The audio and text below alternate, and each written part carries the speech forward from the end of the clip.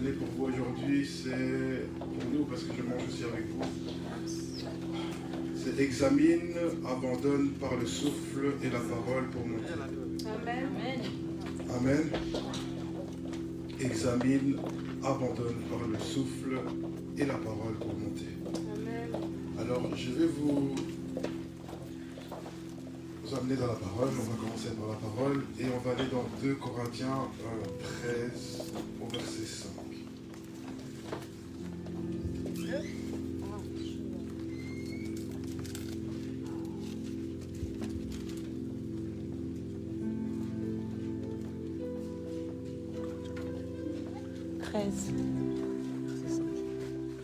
Merci à la modération. Vous avez fait bouger les choses. Amen. Seigneur. Amen. Amen. Alors, je lis. Examinez-vous vous-même et voyez si vous êtes dans la foi. Éprouvez-vous vous-même. Ne reconnaissez-vous pas à l'égard de vous-même que Jésus-Christ est en vous, à moins que vous ne soyez réprouvés. Dans la version Chouraki, on dit éprouvez-vous vous-même si vous êtes dans l'adhérence, appréciez-vous vous-même, ou bien ne pénétrez-vous pas vous-même que Yeshua le Messie est en vous, à moins que vous soyez disqualifiés. Amen. Alors je vais contextualiser un petit peu. Donc on voit au verset 3, qu'on dit « Puisque vous cherchez une preuve que Christ est en moi ». Donc on voit au verset 3 en fait que c'est comme s'il y avait une opposition, des personnes qui essaient de voir si l'apôtre Paul avait effectivement, si Christ était en lui en fait. Donc on était en train de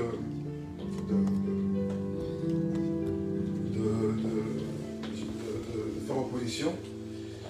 Et lui, il est venu et il leur a dit il leur a demandé de s'examiner. D'accord? Donc, examinez-vous et voyez si vous êtes dans la foi, éprouvez-vous vous-même. Et j'aime bien parce que dans la version sur laquelle on dit pénétrez-vous vous-même. Et afin de voir en fait si Yeshua est en vous, n'est-ce pas? Vous êtes avec moi?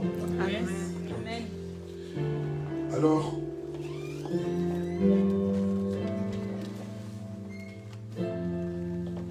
vous savez, parfois, quand Christ est en vous, quand vous venez de la part de Christ, vous aurez souvent de l'opposition. Un peu comme l'apôtre Paul a pu avoir. Et ce qui s'est passé, en fait, c'est que il a retourné la chose. J'aime beaucoup, en fait, quand vous voyez la manière dont il répond souvent, la manière dont Jésus répond, c'est les personnes qui sont animées par l'Esprit. Vous savez, on peut venir, mais quand Dieu est en vous, la réponse va arriver, va couler directement. Et quand il leur dit de s'éprouver, c'est parce que lui, en fait, il savait que si vous rentrez à l'intérieur de vous, si vous pénétrez en vous, qu'est-ce qui va se passer? C'est que vous allez constater le Christ. Parce que lui, il est venu vous apporter Christ. Et si vous constatez le Christ, il sait qu'à l'intérieur de ces personnes, le Saint-Esprit est à l'intérieur. N'est-ce pas? Et si le Saint-Esprit est à l'intérieur, le Saint-Esprit sera capable de convaincre qu'il vient de la part de Christ, n'est-ce pas? Et donc c'est un peu ça en fait qui s'est passé. Et j'ai aimé parce qu'à la fin, il a rajouté quelque chose. Il a rajouté à moins que vous ne soyez réprouvés. Réprouvé, c'est quoi? Quand on regarde de l'autre côté, c'est dans la version sur laquelle on dit à moins que vous soyez disqualifiés. Ça veut dire à moins que vous n'ayez pas en Christ, vous n'allez pas reconnaître en fait que Christ est en moi en fait. Vous comprenez? Amen. Ok. Vous êtes avec moi? Amen. Alors, même au verset 6, il dit « Mais j'espère que vous connaîtrez que nous ne sommes pas des réprouvés. » Parce qu'il savait déjà qu'il n'était pas. Il s'inclut à l'intérieur. Parce qu'il sait que normalement, si effectivement, il vous a bien communiqué le Christ et que le souffle est derrière, à l'intérieur, il ne pouvait constater qu'il n'était pas disqualifié, que Christ effectivement était en lui. Alors, c'est comme ça que que l'Esprit m'a apporté ce message.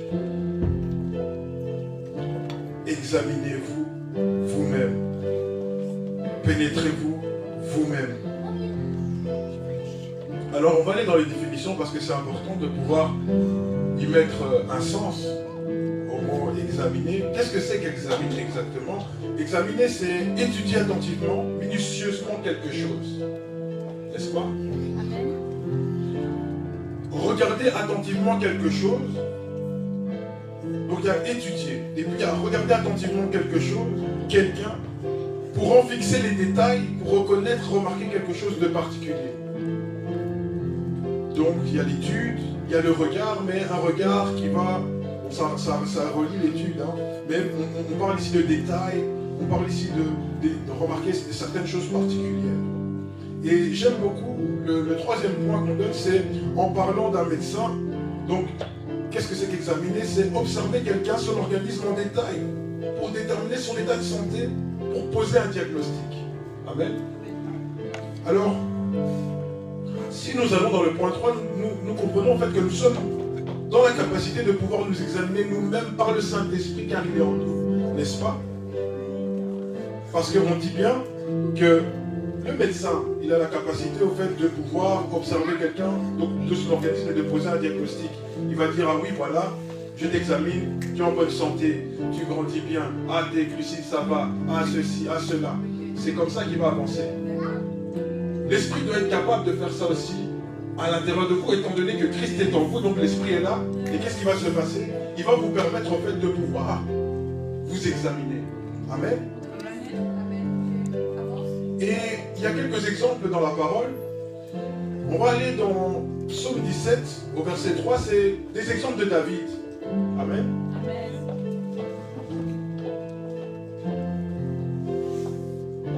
David, on appelle cet homme l'homme selon le cœur de Dieu.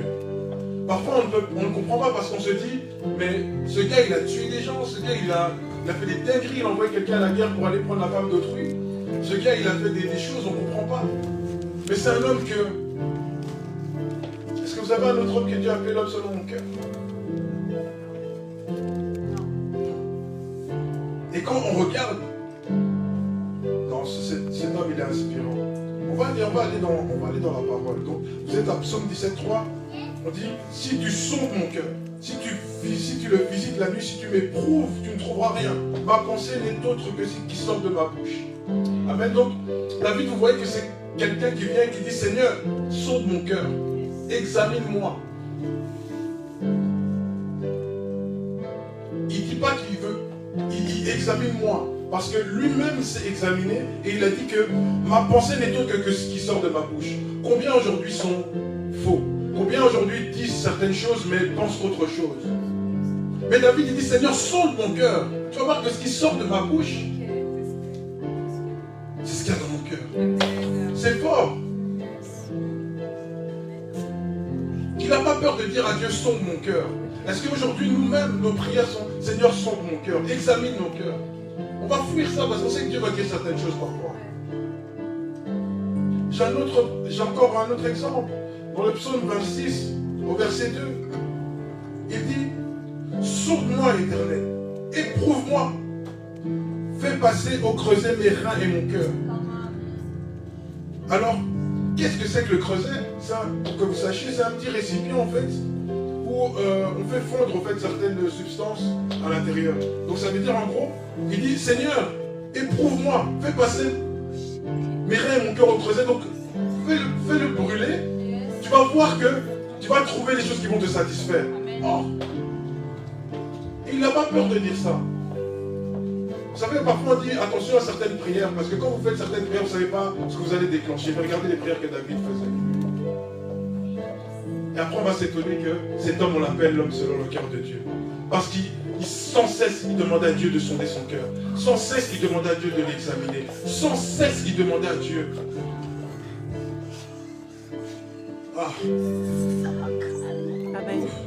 de l'éprouver. Dans le psaume 119, au verset 59, on dit, la parole dit, je réfléchis à mes voies et je dirige mes pieds vers tes préceptes. Ça, c'est aussi fort. Donc, ça veut dire que je réfléchis à mes voies. Donc, tu peux penser à tes propres voies, mais je dirige mes pieds vers tes préceptes. C'est-à-dire, je peux penser quelque chose, mais mes pieds vont aller là où toi, tu me dis d'aller. Je peux avoir un raisonnement, mais mes pieds ne vont pas aller vers mon raisonnement, ils vont aller vers là où toi tu veux que je. Amen. Vous voyez pourquoi il est important de vous examiner, d'éprouver vos cœurs. Et encore un autre exemple, dans Psaume 139, au verset 23, il dit « Sonde-moi, ô Dieu, et connais mon cœur, éprouve-moi et connais mes pensées. » Et là, il demande seulement à Dieu de connaître son cœur. Il dit « Seigneur, sonde-moi et vois mon cœur, connais-le. Éprouve-moi et connais mes pensées. » Il voulait être totalement transparent à Dieu. Totalement. Il voulait s'abandonner totalement à Dieu. David était un homme selon le cœur de Dieu. Il demandait à chaque fois à Dieu de sonder son cœur. Ses pensées devaient être connectées à celles de Dieu. Non, David, vraiment, c'est inspirant. C'est inspirant parce que quand on lit parfois certaines choses et qu'on regarde ça d'un certain œil, on pourrait se dire, mais pourquoi Seigneur tu l'appelles comme ça? Mais quand on lit vraiment, quand le souffle vient et qui vous explique certaines choses, tu dis, mais je comprends en fait. C'est quelqu'un, même s'il fautait, demain il allait dire, Seigneur, pardon, sonde mon cœur. Il allait s'efforcer en fait pour s'améliorer.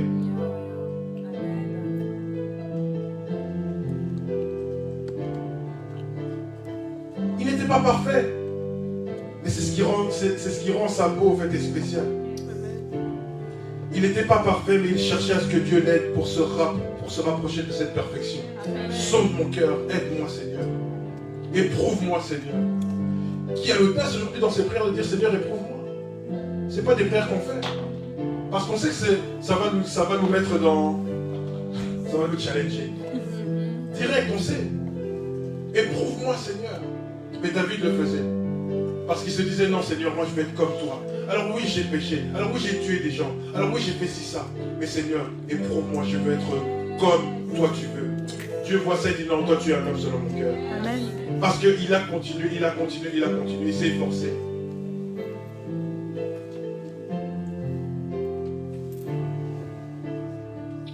Alors, je vais vous amener aussi dans 2 Timothée 3. À partir du verset 16.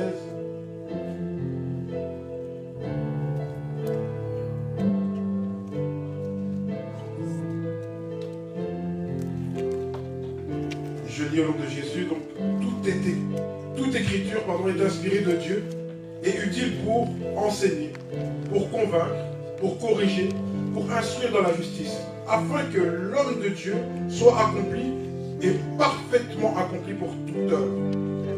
Alors, si on comprend ça, si la parole, elle est utile pour enseigner, pour convaincre, pour corriger, pour instruire, qu'est-ce qu'elle représente pour toi? Vu que lorsqu'on s'examine, on te dit que l'écriture est inspirée de Dieu. Donc tu vas t'examiner à travers quoi? Comment est-ce que tu vas pouvoir t'évaluer? Tu vas pouvoir t'évaluer par rapport à la parole. La parole, en fait, va devenir un miroir pour toi. En fait, quand tu te regardes dans un miroir, qu'est-ce que tu vois? Tu vois ton reflet. Et quand tu vois ton reflet, tu sais dire, quand tu vas sourire devant le miroir, tu vas, ah, mince, j'ai mangé du pondo. Et puis hop, tu vas commencer à... Voilà. Donc, ah non, j'ai ceci, j'ai cela. Tu vas t'examiner, tu vas regarder, ah, j'ai un bouton ici. À travers la parole, tu dois pouvoir aussi t'examiner et voir ce qui ne va pas. Tu dois savoir voir ce qui va, mais tu dois aussi savoir voir ce qui ne va pas. La parole est un miroir pour toi, parce qu'on dit que toute écriture est inspirée de Dieu. Donc, si c'est l'inspiration de Dieu, ça veut dire que c'est la pensée de Dieu. N'est-ce pas? Utile pour enseigner, pour convaincre, pour corriger. Et pour instruire dans la justice. Afin que l'homme de Dieu soit accompli et parfaitement accompli. C'est pour arriver vers la perfection, c'est en s'inspirant de la pensée de Dieu. Et le Saint-Esprit est notre examinateur. Parce que toi, tu peux peut-être ne pas voir certaines choses, mais lui va t'examiner, il va dire, là, tu n'as pas bien vu, regarde bien au miroir. Et là, tu vas commencer à voir certaines choses. Alors toi, combien de fois est-ce que tu t'es déjà examiné aujourd'hui? Et si tu l'as déjà fait, il y a combien de temps et à quelle fréquence? Parce que ce n'est pas quelque chose qu'il faut faire une fois et puis tu dis, ouf, j'ai passé ça, c'est bon. Ah Seigneur, je me suis examiné. C'est vrai que là, j'avais un défaut. Merci, tu m'as corrigé.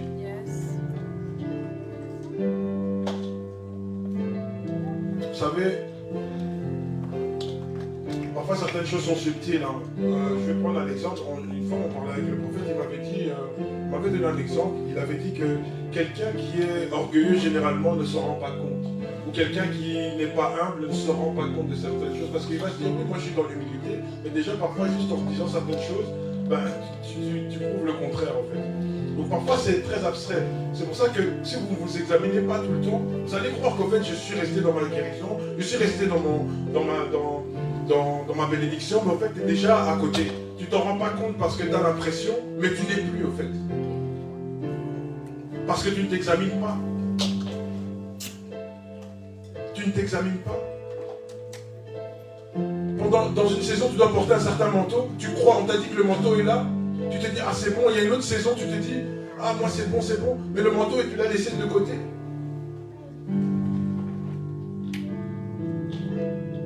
Dieu ne te retire pas ce qu'il t'a donné, mais parfois, toi, tu peux l'ôter. En te positionnant mal.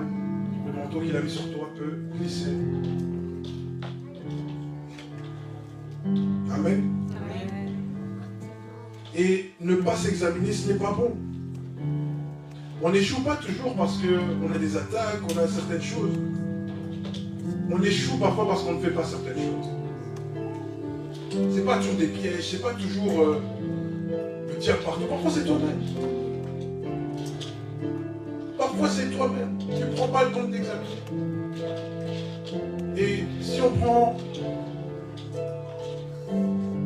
un exemple, pourquoi est-ce qu'on a besoin de faire un examen par exemple médical? C'est pour voir si tout va bien, tout fonctionne bien. C'est la même chose dans le spirituellement en fait. Si tu le fais pour ton corps, pourquoi tu ne le fais pas pour ton esprit? Yes, amen, amen, amen. Tu n'es pas un esprit dans un corps. Ici j'ai plus l'impression qu'on est des corps avec un esprit, mais on laisse l'esprit de côté. Non, on a un esprit d'abord. Tu as l'image de Dieu, non?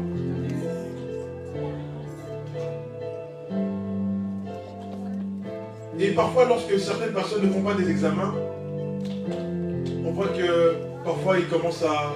Je prends l'exemple, quelqu'un ne fait pas d'examen, il ne fait pas d'examen un jour, il tousse, il tombe, je sais pas moi, il a des vertiges, il va à l'hôpital et on lui dit non, c'est trop tard.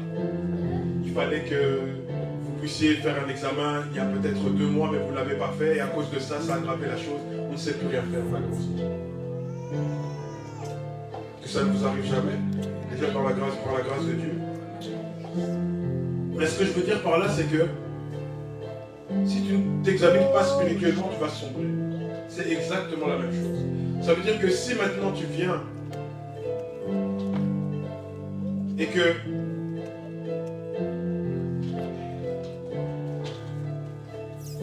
un jour, tu devais peut-être passer une porte et que cette porte se présente qu'une seule fois dans ta vie parce que tu ne t'es pas examiné, tu ne savais pas comment tu devais te comporter, tu ne savais pas certaines choses parce que l'examen c'est pour pouvoir aussi après te corriger, te rediriger, te remettre dans le bon diapason, à la bonne fréquence. Mais si tu ne le fais pas, tu rates une chose, la chose ne reviendra pas. Tu vas remettre la faute à Dieu. Tu vas dire non Seigneur c'est ta faute. Lui il t'a dit, il te donne une parole, il te montre aussi certains, nos ascendants qui nous disent, moi j'ai fait ça, regarde. S'examiner c'est important. Si on prend les avions là qui s'envolent et tout ça, si on ne les examinait pas, une fois ça va aller, 2 fois ça va aller, 3 fois crash. Hein. Ah oui.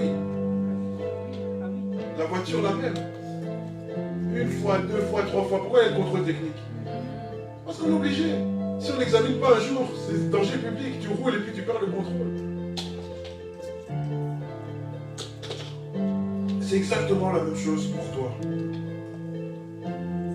Beaucoup de choses qu'on pourrait voir ou qualifier comme étant un problème ne s'appelleraient pas problème dans ta vie si tu avais pris le temps de t'examiner avant. Amen. Il y a des choses qu'on dit problème aujourd'hui, il y a des choses qu'on appelle problème aujourd'hui. C'est tout simplement parce qu'on n'avait pas examiné avant. Je prends un exemple. Dans le relationnel, par exemple. Une personne se marie. Et son mariage, c'est compliqué. Pourquoi? Parce qu'il n'avait pas examiné. En fait, il est parti, par exemple, peut-être dans les émotions. Et la personne, maintenant, au final, il y a quelque chose qui se dit, mais non. Seigneur, si j'avais examiné aujourd'hui, tu appelles ça un problème. Mais est-ce que tu aurais eu ce problème si tu avais examiné à un moment donné? Et ce n'est pas que dans le mariage, c'est dans toutes les relations. Aujourd'hui, il y a des gens qui ont des problèmes avec des gens parce que leurs relations, ils ont mis dans des diapasons qu'il ne fallait pas. En fait. Donner une importance à des personnes qui ne devaient pas en avoir. Rentrer des personnes dans des dimensions qui ne devaient pas rentrer. Et c'est ce qui a engendré. Vous êtes avec moi? Spirituellement, c'est la même chose. Certaines personnes sont des portes pour ta vie, mais tu ne le vois pas. Donc, Dieu te demande d'examiner certaines choses, de rentrer, de parler avec lui. Mais tu ne vois pas. Tu vois la personne comme une personne lambda, alors c'est une porte pour ta vie.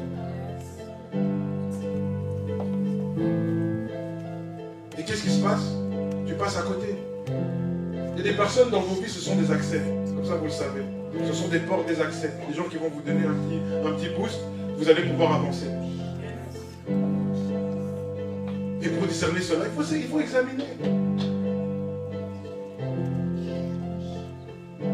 Là, je parlais des portes, mais même des portes. Vous ratez des portes comme ça parce que...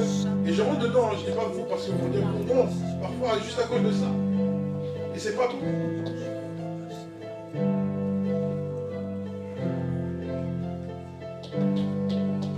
Alors, peut-être que tu l'as déjà fait, peut-être que tu t'es déjà examiné, parce que l'esprit t'y a conduit. Et quand tu t'examines, quel est le résultat en fait? En fait, l'examen va te pousser à quoi? À l'ajustement et à la correction.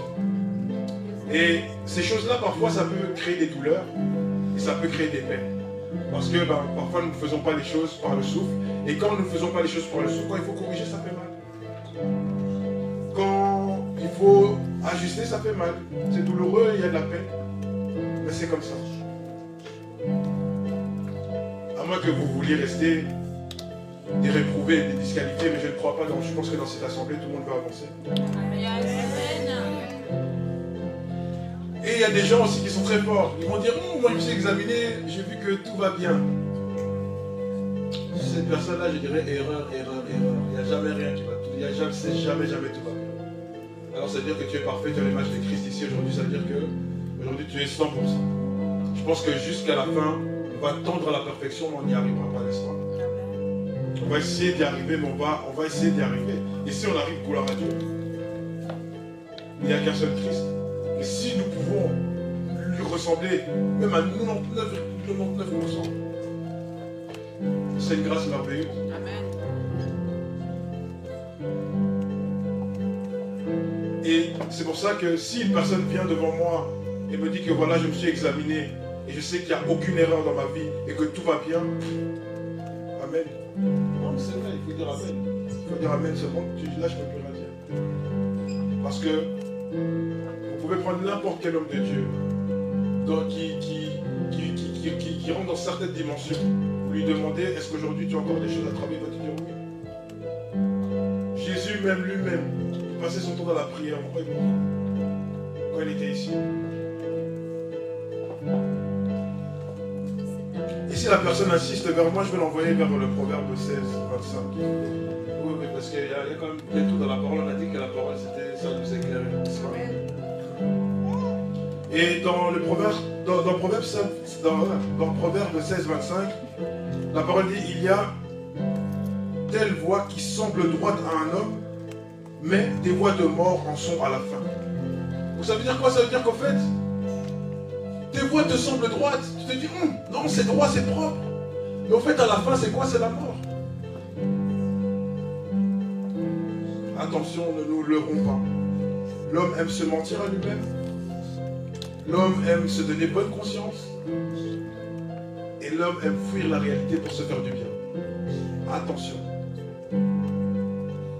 Se mentir à soi-même, ça c'est chef-d'œuvre chez l'homme. Apaiser sa conscience, c'est pas porter une douleur de « ah, ça fait mal », non. Je vais apaiser ma conscience, je vais réinterpréter, je vais redire, réadapter au fait l'ajustement, comme ça va, je m'ajuste, mais un petit peu. C'est-à-dire, je me suis ajusté, hein, t'as vu. Et puis chaque chose en son temps, de toute façon. C'est un peu comme ça. Il y a une chose que le diable aime. toucher chez les enfants de Dieu, c'est le temps. Pourquoi le temps? Parce qu'il sait au fait que, par exemple, je vais prendre un exemple. Aujourd'hui, quelqu'un doit rentrer, il y a une porte devant. Il y a une porte. Vous allez comprendre pourquoi je parle beaucoup de portes. Il y a une porte et voilà. Il devait passer aujourd'hui, mais parce qu'il est distrait, il n'est pas ajusté, il rate. Une fois, comme j'ai dit tout à l'heure, il y a parfois des portes qui vont plus se représenter devant vous. Parfois, il y a des cycles et les cycles sont différents, peut-être des cycles de 3, 5, 10, j'en sais rien combien d'années. Et le diable, il sait qu'en fait, en vous faisant rater cette porte, il gagne du temps, c'est-à-dire que vous serez dans le découragement, vous serez dans le sombre, et peut-être que vous allez lâcher Christ. Donc lui se dit, ok, même si je ne peux pas le tuer, même si je ne peux pas le rendre malade, même si je ne peux pas faire ça, je peux lui faire perdre du temps. Et lui faire perdre du temps, moi je suis gagnant parce que peut-être qu'il va abandonner à ce moment-là.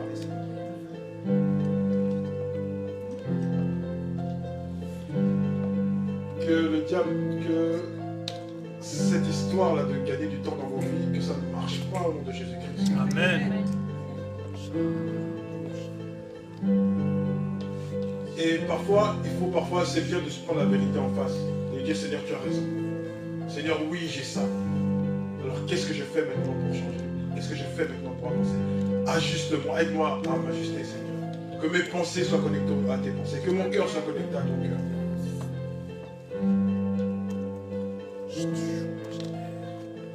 Et c'est là que l'Esprit m'a parlé un peu des pharisiens à l'époque. Les pharisiens, c'était quoi? C'était des personnes, c'était des spécialistes de la loi. Ils respectaient de façon très stricte, en fait, et la loi dans tous les détails. Ils attachaient une importance incroyable à la coutume, transmise oralement, de génération en génération. Et vous voyez, en fait, que même quand on voit Jésus face aux pharisiens, ils avaient l'air de tout connaître, ils avaient l'air de maîtriser les choses, ils avaient l'air de toujours venir avec une parole. Et c'est là en fait que Dieu m'a fait comprendre qu'il faut faire attention aussi. C'est que parfois en fait on peut se donner bonne conscience par certains agissements en fait. On peut se dire oui mais je lis la parole, parce qu'il connaissait la parole, il connaissait les lois, donc ça veut dire que je connais la parole, je maîtrise. Seigneur, je m'examine, mais t'inquiète, je sais que c'est au contrôle. Non. Parce que ces pharisiens-là, en fait, on ne le dit pas, mais certains s'étaient convertis. Certains s'étaient convertis, il y en a d'autres qui sont restés dans vous voyez tout le mouvement que Jésus a fait, il y en a qui sont restés les mêmes. Il y en a, ils ont dû se voir bien devant le miroir, ils ont dit non Seigneur, moi j'ai compris. Il y en a d'autres qui sont persévérés dans leur entêtement. Et qui cherchaient à faire tuer Jésus, bien évidemment, comme on le dit dans la parole. Mais j'aime trop parce qu'on dit que parfois il passait entre la foule et il partait, parce que c'était pas le moment. Et c'est ça en fait qu'il faut comprendre, c'est que parfois nos façons de faire, notre religiosité au fait, va nous mentir pour nous faire croire en fait qu'on est bien alors qu'on n'est pas bien.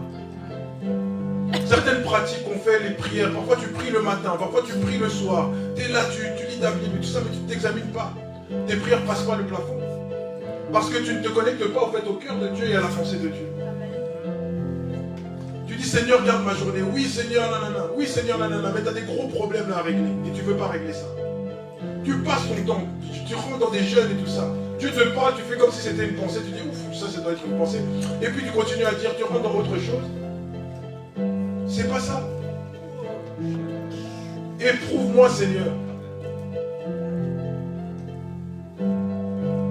Montre-moi Seigneur ce qui ne va pas. Comment est-ce que je dois m'ajuster pour pouvoir monter? Parce que le but au fait de s'examiner, c'est pour monter à un moment donné au fait. C'est pour pouvoir avoir accès à certaines choses qu'on veut en fait. Aujourd'hui on parle beaucoup de réveil, on parle beaucoup de oui on veut ça, Seigneur on veut ceci, on veut... Est-ce que Dieu peut te faire confiance? Tu n'oses déjà pas écouter quand il te dit de faire quelque chose. Mais comment est-ce qu'il va te donner des... Non, c'est rien.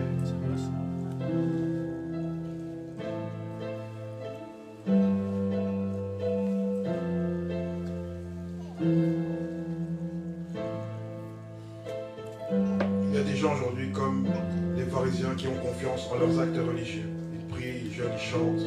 Ça réconforte leur conscience tout simplement. Mais dans le fond, ils savent qu'il y a certaines choses avec lui. Dans le fond, on sait qu'il y a certaines choses avec lui.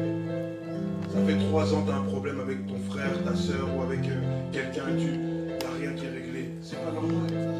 Il y a parfois certaines personnes, en plus c'est des connexions pour vous et vous. Non. Parfois il y a certaines choses qui... Il y a du désordre, vous savez, mais vous ne voulez pas, vous dites non, vous rentrez dans un espoir qui n'existe pas. C'est pas ça. Et Dieu sait en plus. Dieu vous le dit, mais parfois on est têtu. On ne veut pas. Et c'est ce qui fait des retards, c'est ce qui crée. Ça, je crois que ça frustre Dieu aussi. Parce que lui, il se dit, mais toi, j'ai des plans merveilleux pour toi. Je ne sais même pas si tu te rends compte des plans que j'ai pour toi. Vous savez, Jésus aurait pu tout faire, partir et tout finir. Mais il nous a permis de participer à son œuvre. Amen. Il aurait pu finir le game, comme on dit. Il vient, part, il a fini, il part, il dit, allez hop, on rentre, et puis c'est fini. Mais il n'a pas fait ça. Il nous permet de participer à son œuvre. Il dit, moi j'ai besoin de toi. Je ne dis pas les prénoms parce qu'après j'aurai des problèmes. Mais il a besoin de tout à chacun ici. Et ce qui se passe, c'est comme si nous on lui disait non Seigneur, je ne veux pas.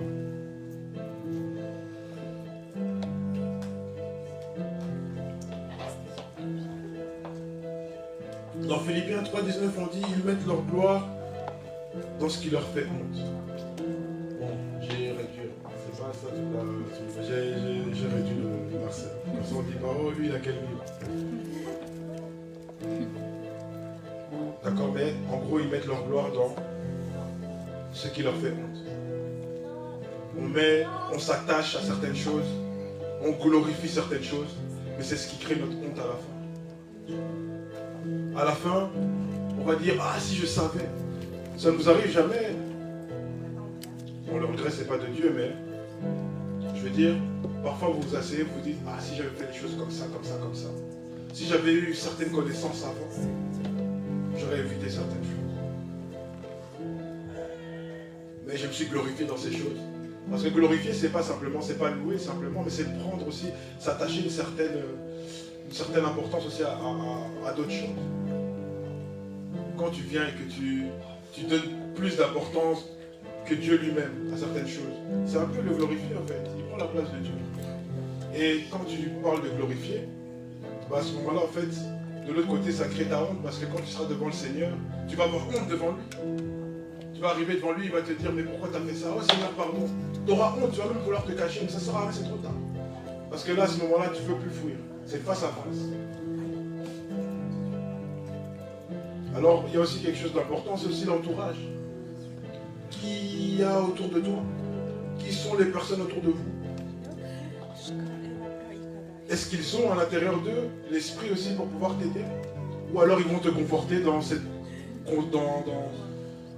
chose-là de « Non, t'inquiète pas, t'es une bonne personne, tu fais bien les choses. »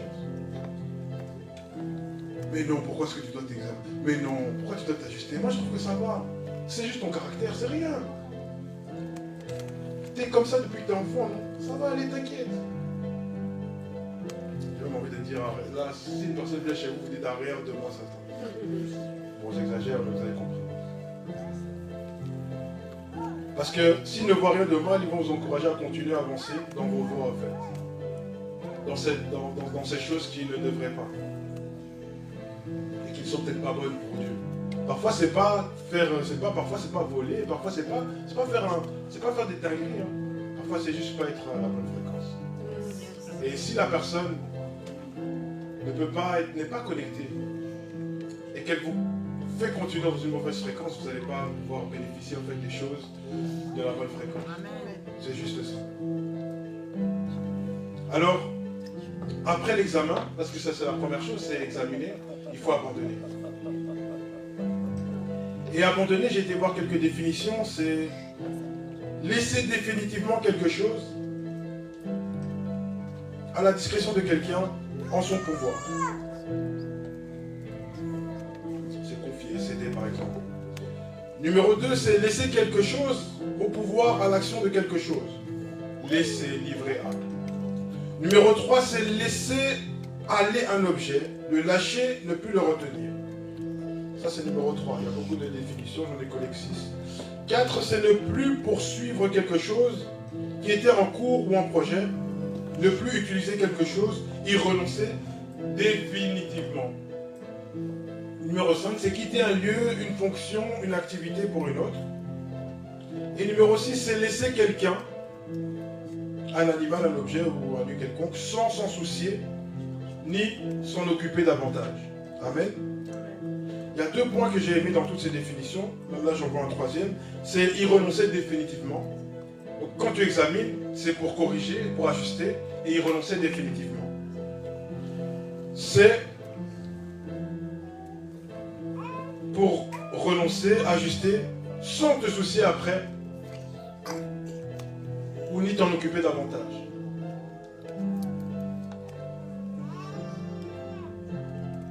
Et c'est aussi ne plus le retenir. Donc après ton examination, l'esprit va te montrer certaines choses. Mais ces choses devront être traitées. Il faudra parfois laisser, il faudra parfois abandonner. C'est pas toujours des gens, c'est parfois des comportements, des attitudes, c'est parfois aussi des façons de faire, des choses, mais aussi des gens parfois. Parce que sans cela, il te sera impossible de pouvoir monter malheureusement. C'était examiné, abandonné par la parole, parce que la parole, ça va être ton miroir, par le souffle, parce que le souffle va être ton examinateur pour monter, n'est-ce pas? Et le lieu, l'endroit, là où Dieu t'attend, nécessite au fait un renouvellement. Il nécessite un renouveau, il nécessite un changement.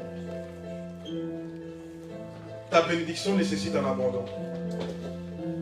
Ta réussite nécessite un abandon. Ta délivrance nécessite un abandon. Ne te cache pas derrière tes prières. Ne fais pas le pharisien. Ne te cache pas derrière tes jeûnes. Ne te cache pas derrière certaines choses. Parce que tu peux jeûner, mais ton jeûne n'a pas de poids si tu n'abandonnes pas quand Dieu te demande d'abandonner. Tu peux prier, mais ta prière n'a pas de poids si Dieu te demande d'abandonner, mais tu n'abandonnes pas. Tu peux passer du temps dans sa présence, mais je ne sais même pas s'il y a sa présence parce que tu n'écoutes pas en fait ce qu'il dit. Ne te cache pas derrière tes actions. Va face à face à Dieu, dis-lui Seigneur, demande-lui Seigneur, sonde-moi, dis-moi ce qu'il faut faire, dis-moi ce qu'il faut faire. Dis-moi Seigneur comment est-ce que mon cœur doit être. Dis-moi comment est-ce que mes pensées doivent être. Ça me fait penser, une fois j'étais rentré dans un moment de prière et j'étais là, Seigneur, oui, je veux faire vraiment ce que ton cœur désire, je veux vraiment être comme toi. Oui, parfois on parle dans des prières. Il me montre des choses en arrière, peut-être 2-3 ans en arrière, et il me dit, t'as pas un problème avec cette personne-là. Tu vas aller te demander pardon. J'étais pas en tort. J'avais raison. Ça, c'est ce qu'il m'a demandé. Je dis ça doit être ma pensée. C'est pas possible. Ça, c'est ma pensée, c'est pas moi. Là, en plus avant, quand j'avais raison, oh là là. Non, j'ai dit impossible. Je dis Seigneur, j'ai même arrêté, j'ai même changé ma position. Parce que j'étais à genoux, j'ai vu ça, je me suis assis sur mon lit, je dis Et c'est là, il y a un truc qui. Ça, c'est pas toi. J'ai dormi, il m'a reparlé ça encore. Et là, j'ai compris, je dis, ok Seigneur, je vais le faire. Mais vous savez, quand vous dites Seigneur, je vais le faire, vous dites je vais le faire, mais je vais le faire. Après, tu vois. Je suis parti, comme par hasard. Donc on va dire que ça s'est passé un jeudi. Je ne sais plus exactement, mais je prends un exemple. On va dire que ça s'est passé un jeudi. Samedi, je croise la personne. Et même les deux avec qui il m'avait dit d'aller parler. J'ai dit Seigneur, c'est pas possible. Ça c'est des guet-apens. C'était improbable que les personnes soient là. Et ça c'est des guet-apens, comme par hasard. Ah Lionel, ça va? Non. Et j'avais chaud dans mon cœur, je me suis dit Seigneur, je peux pas faire ça. Je peux pas faire ça. J'ai dit oui, mais c'était plus loin. Moi je crois que c'était après. Là tu me confrontes tout de suite. Et ce qui s'est passé au fait, c'est que j'ai dit non. Au début j'allais partir. Et puis j'ai dit non Seigneur, tu fais pas les choses au hasard. Si j'avais vraiment rêvé, ça ne serait pas passé comme ça, c'est impossible. Et je sais que tu m'as parlé. Je suis parti voir la personne. D'abord j'ai parlé à une personne. L'autre c'était plus dur parce que l'autre m'avait vraiment énervé. Donc la première personne s'est passée, il m'a dit non, il n'y a rien, non. La deuxième, on a parlé longuement. Il m'a dit Lionel, tu sais, hein, c'est là vraiment que je vois que tu crois en Dieu. Parce que toi, jamais tu n'aurais fait ce mouvement-là de venir me demander pardon et tout ça. Et je te remercie pour ce que tu as fait aussi. Et quand ça a fait ça, j'ai dit, Seigneur, c'est fort parce que ça a été un témoignage en fait. La personne a vu ça comme un témoignage, il n'a pas vu ça comme une faiblesse. Moi, je me suis dit, il va se dire, ouais, c'est un bête type celui-là. Ouais. Il va se dire, ouais, lui, c'est quoi ça? Donc lui, il a raison, mais il vient, il dit, Mais au final, c'est pas ça, c'est pas comme ça que ça s'est passé. Et c'est là, en fait, où Dieu est trop fort. C'est que il est venu et il s'est glorifié, au fait, à travers ça. En fait, quand tu rentres vraiment dans la présence de Dieu, il va te montrer certaines choses. Des choses que tu n'auras peut-être pas envie de faire. Des choses que tu n'auras peut-être pas envie des actions que tu n'auras pas envie de mettre en place. Mais quand tu le feras, tu vas voir que sa gloire va s'exposer. Tu vas comprendre, tu vas dire, Seigneur, je comprends pourquoi est-ce que tu m'avais dit de faire ça. Et ça m'a permis de me libérer parce que quand on retient quelqu'un dans son cœur, on est en prison en fait. Et dans cette prison, comment est-ce que vous voulez que Dieu il veut te libérer. Tu dis, Seigneur, moi je veux ça. Dieu dit, attends, je te libère d'abord de la prison parce que comment est-ce que tu vas pouvoir jurer de ces choses-là si tu es en prison? Mais tu veux pas, tu veux rester dans ta prison. Dieu va mettre les choses devant toi. C'est comme si maintenant, tu es en prison, ils te mettent ta bénédiction là, mais tu sais pas. Même si elle est là, tu ne peux pas aller la saisir, tu es coincé. Il faut te libérer, il faut abandonner certaines choses. Amen. Amen. Et quand on regarde un petit peu le mouvement, ces temps-ci, il y a beaucoup de personnes aujourd'hui qui sont un peu dans des jeûnes et tout ça. Je vois un peu comment le mouvement est. Des temps de prière, des temps de mise à part, même l'homme de Dieu lui-même. Et quand on voit ça, comprenez au fait qu'il y a un message derrière, de s'examiner au fait. De s'examiner et d'abandonner certaines choses. Parce que oui, en fait, on dit à l'autre bord, oui, il faut aller s'asseoir sur son trône. Mais pour cela, il y a des choses qu'il faut laisser. Parce que tu n'auras pas cette place, tu ne pourras pas aller vers ton trône là-bas. Il y a une porte et tu as trop de choses qui viennent, des choses qu'il faut lâcher pour pouvoir passer cette porte. Dieu m'a clairement montré une porte.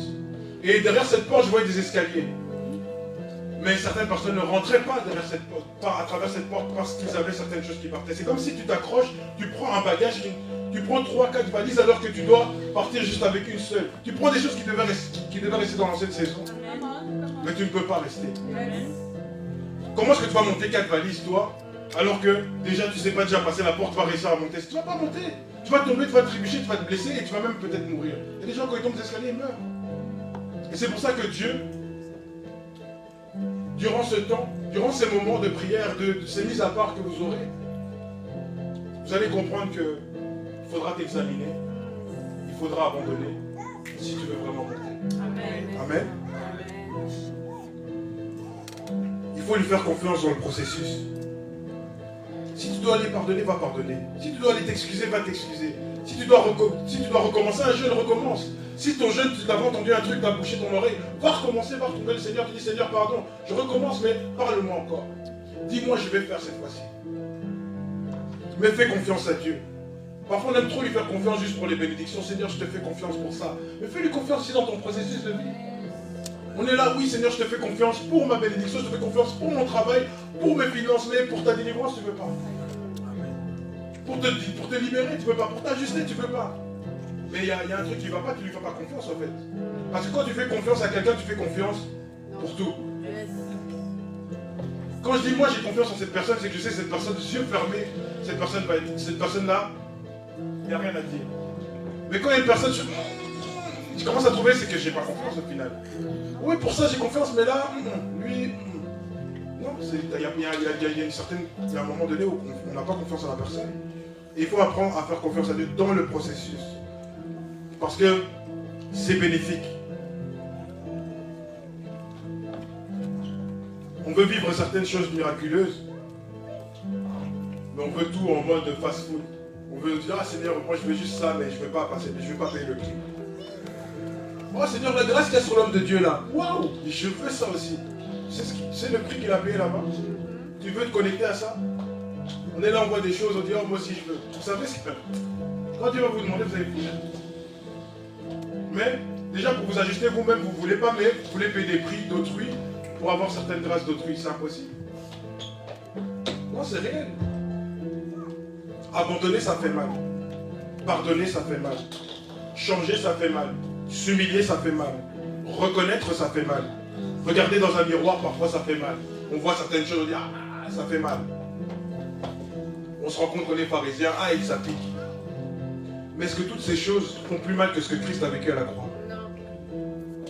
Les coups qu'il a reçus, avant même d'être crucifié, la crucifixion elle-même, le crachat, c'était quelqu'un qui était en haut, glorieux, il est descendu, il s'est dépouillé de tout. Et on lui dit, toi tu es un menteur. Le roi de gloire, on dit, tu es un menteur. Est-ce que ça fait plus mal que dire pardon? Ça fait plus mal que s'humilier? Est-ce que ça fait plus mal que d'envoyer son fils pour nous sauver?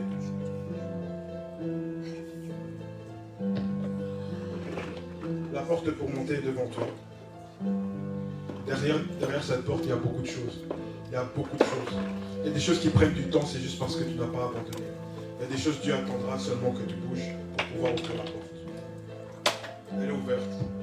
Il y a des portes qui se fermeront peut-être si tu traînes. Mais je crois que vous avez saisi. La seule chose que je peux dire pour vous, c'est faites le bon choix. Et que Dieu vous bénisse.